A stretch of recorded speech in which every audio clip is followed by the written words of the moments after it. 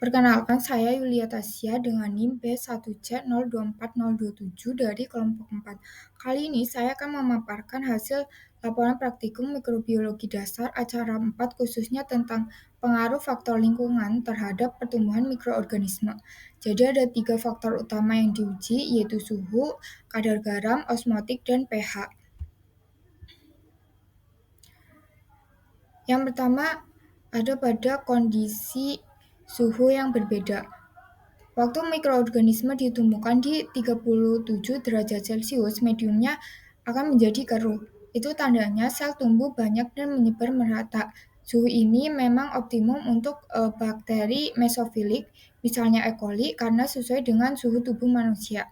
Sedangkan pada suhu 50 derajat Celcius, pertumbuhannya sangat lemah. Pertumbuhannya hampir tidak kelihatan, media cenderung bening, dan hanya ada sedikit endapan.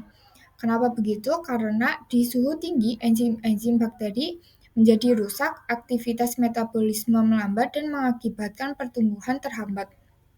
Kesimpulannya, mikroorganisme yang diuji termasuk mesofilik, yaitu kelompok bakteri yang paling optimal tumbuh di kisaran 25 hingga 40 derajat Celcius dengan suhu terbaiknya sekitar 37 derajat Celcius. Yang kedua, pada kondisi kadar garam berbeda. Di 0,85% masih ada pertumbuhan, medianya keruh tapi belum keruh maksimal. Artinya sel masih bisa hidup, tapi kondisi ini belum memberikan tekanan osmotik yang pas untuk kerja metabolisme mereka.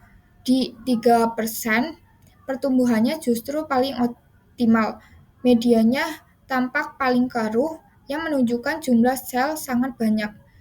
Karena kadar garam ini sedikit lebih tinggi dari kondisi isotonik, sehingga sel mengalami tekanan osmotik yang cukup untuk merangsang metabolisme tetap aktif, tetapi belum sampai mengganggu kestabilan sel. Jadi kondisi ini justru ideal untuk bakteri beradaptasi. Sedangkan pada 7%, hampir tidak ada pertumbuhan. Konsentrasi garam yang tinggi akan menyebabkan air keluar dari sel atau plasmolisis sehingga pertumbuhannya akan terhambat. Bisa disimpulkan kalau mikroorganisme yang diuji termasuk halotoleran ringan. Maksudnya mereka sebenarnya bukan bakteri garam tinggi atau halofilik sejati, tapi masih mampu beradaptasi dan tumbuh baik pada kadar garam sedang, yaitu sekitar 3%. Yang ketiga, pada kondisi pH yang berbeda. Pada pH 3, pertumbuhannya lemah karena kondisi asam bisa membuat enzim rusak. Di pH 7, pertumbuhannya paling baik karena kondisi netral akan membuat enzim stabil, metabolisme lancar, dan sel bisa berkembang biak dengan optimal. Sedangkan di pH 10, pertumbuhannya kembali menurun karena kondisi basa yang berlebih akan merusak membran dan mengganggu keseimbangan ion. Artinya, mikroorganisme yang diuji adalah neutrofilik, yaitu organisme yang paling optimal tumbuh pada pH sekitar 5,5 hingga 8 dengan titik optimumnya di pH netral yaitu 7.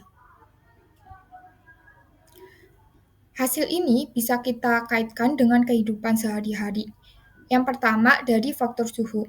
Pertumbuhan mikroorganisme paling optimal terjadi pada 37 derajat Celcius, sesuai dengan suhu tubuh manusia. Karena itu, penyimpanan makanan di suhu rendah seperti di dalam kulkas pada sekitar 4 derajat Celcius dapat menghambat pertumbuhan bakteri karena aktivitas enzimnya menurun. Sebaliknya, pemanasan pada suhu tinggi, misalnya melalui proses pasteurisasi atau sterilisasi, digunakan untuk membunuh mikroba penyebab kerusakan maupun penyakit.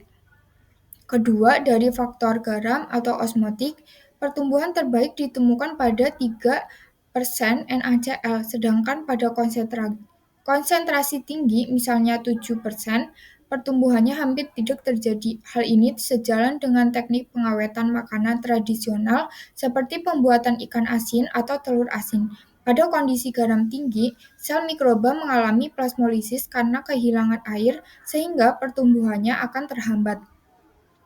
Ketiga, dari faktor pH. Mikroorganisme yang diuji tumbuh optimal pada kondisi pH 7 atau netral, sementara pada kondisi ekstrem baik pH 3 sangat asam maupun pH 10 sangat basa, pertumbuhannya akan melemah. Prinsip ini dapat dilihat pada makanan fermentasi seperti yogurt, tape, atau asinan yang memiliki pH rendah. Kondisi asam tersebut akan menghambat pertumbuhan bakteri patogen, tetapi tetap mendukung mikroorganisme yang berperan dalam proses fermentasi. Jadi secara keseluruhan dapat disimpulkan bahwa mikroorganisme tumbuh paling baik pada suhu 37 derajat Celcius, kadar garam 3%, dan pH 7. Kalau kondisi lingkungan berubah terlalu ekstrem, pertumbuhan mereka akan menurun karena enzim dan metabolisme sel tidak bisa bekerja optimal.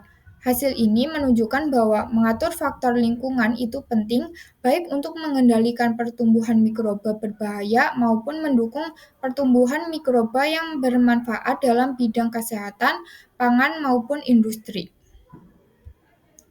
Dan ini daftar pustaka yang saya gunakan. Sekian, terima kasih.